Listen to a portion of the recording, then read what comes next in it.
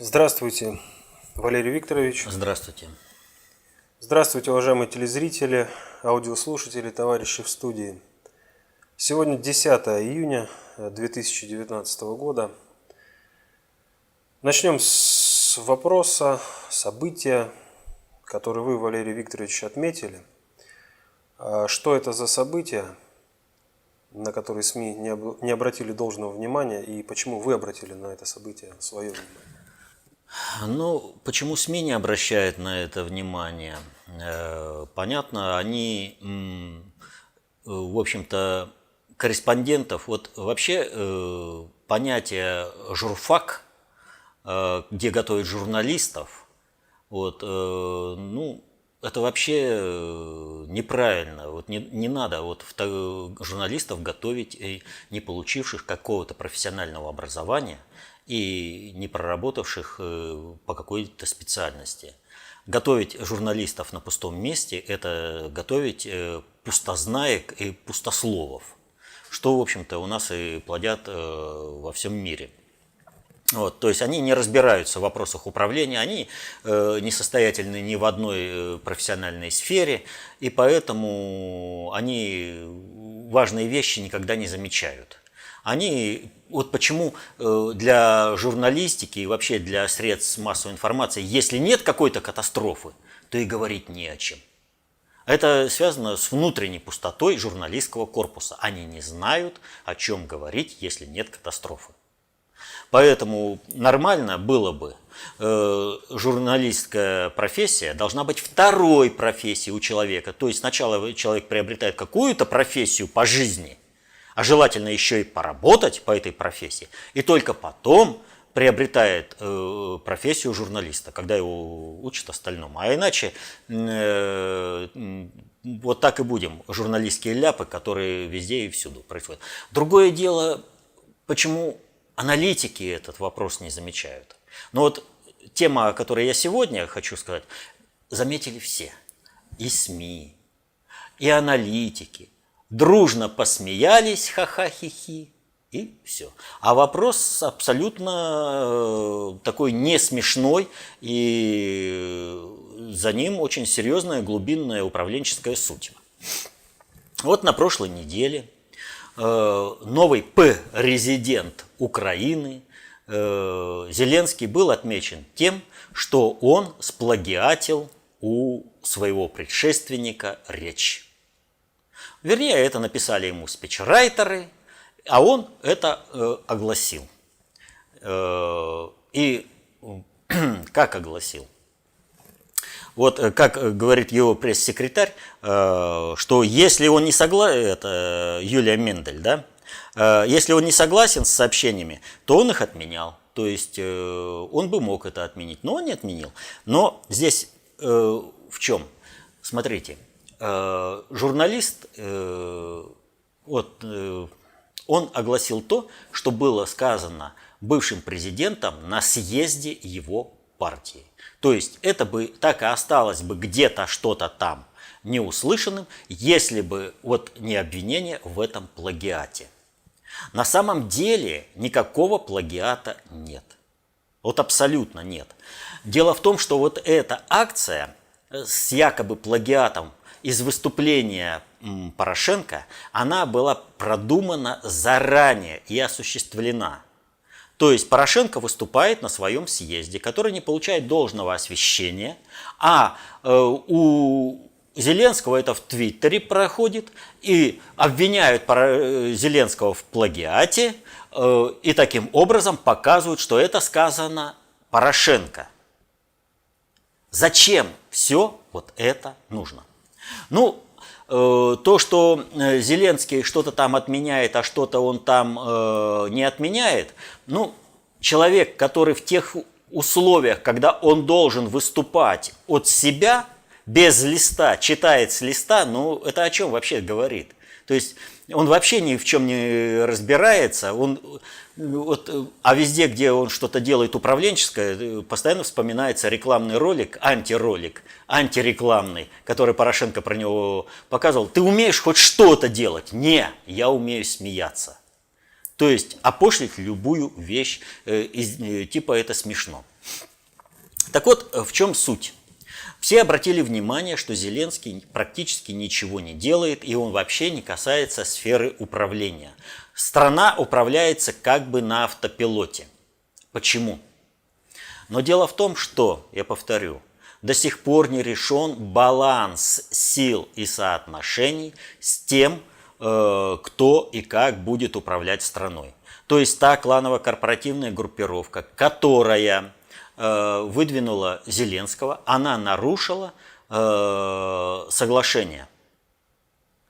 Ну, Паниковский нарушил конвенцию. Вот. Они нарушили. В результате произошел сбой управленческий, и его надо нивелировать. Дело в том, что Зеленский своим непрофессионализмом и из-за его избрания развернувшейся межклановой корпоративной войне, когда начинают воевать за теплые места, ускоряет крушение вот этой бандеровской Украины сведомой, которая в полную меру реализовалась в результате государственного переворота в 2014 году, он ускоряет этот процесс и дает возможность для маневра на международной арене для России. Одно непризнание Зеленского развязало фактически руки нашему государю. Одно дело, понимаете, когда там был бы Порошенко, и это все болталось, ну здесь понятно, никаких разговоров быть не может. Да? Другое дело, когда новый президент Украины, и когда со всех сторон, ну вот, Россия должна сделать первый шаг навстречу. Почему Россия что-то, кому-то она должна? Вот с какой радости Россия чего-то там должна? Россия должна защищать интересы своего государства и своего населения. С какой радости президент, государь России должен унижаться перед каким-то ублюдком, я имею в виду Зеленского, который оскорбляет Путина как хоть. Вы понимаете, что значит встречный шаг в этих отношениях? Это означает, что во всей международной картине, во всех международных отношениях всем дается знак, что интересы России не значат ничего. По отношению к России допустимы все способы действия. Любое оскорбление России допустимо и приветствуется, потому что Россия на это оскорбление не ответит никаким образом и оплатит оскорбившему по полной программе ресурсами, предоставит эти ресурсы. То есть можно Зеленскому плевать на Путина, а Путин должен подгонять ресурсы для того, чтобы режим Зеленского процветал. И вот когда какой-нибудь журналист это говорит, это понятно, он вообще ничего не соображает. А когда говорит какой-то политолог, то он-то прекрасно должен соображать, что в этих условиях человек, который во время избирательной кампании, будучи кандидатом в президенты, оскорбил руководителя другой страны, он должен на коленях ползти к этому человеку, которого он оскорбил, и вымаливать прощение. Не Россия должна идти к Зеленскому, а Зеленский должен на коленях лбом биться и молить: Владимир Владимирович, прости меня, дурака, согласен понести любое наказание. Наказание обязательно. Наказание обязательно. Любое наказание. Только выслушай. Не сделай, что я прошу тебя, а выслушай. Вот что может всего лишь по международным этим правилам просить Зеленский. Любой, кто говорит, что Путин чего-то там должен вперед сделать, тот враг России, откровенный и не стесняющийся. Это человек, который желает проводить геноцид русского народа, чтобы у России не было собственных интересов международных, чтобы Россию грабили. Так вот, мы возвращаемся к тому, что было сказано. Путин, не поздравив Зеленского, развязал себе руки и возможность маневра на глобальной международной арене. Это не вписывается в интересы никого. Они ставили, все антирусские силы ставили на Порошенко. И та разбалансировка управления, которая сейчас наблюдается на Украине, она должна быть нивелирована. И что сделали? Нужно же дать сигнал. И поэтому, прошу прощения, и поэтому Зеленский якобы плагиатит часть выступления Порошенко.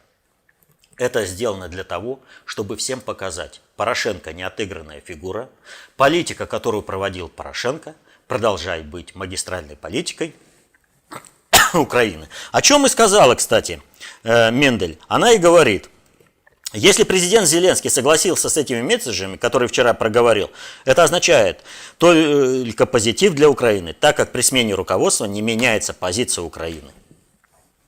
Прямо заявлено: все, что было при Порошенко, остается при Зеленском. Неважно, как кланово-корпоративные интересы будут решены, кто кого съест персонально, все остается, как было при Порошенко.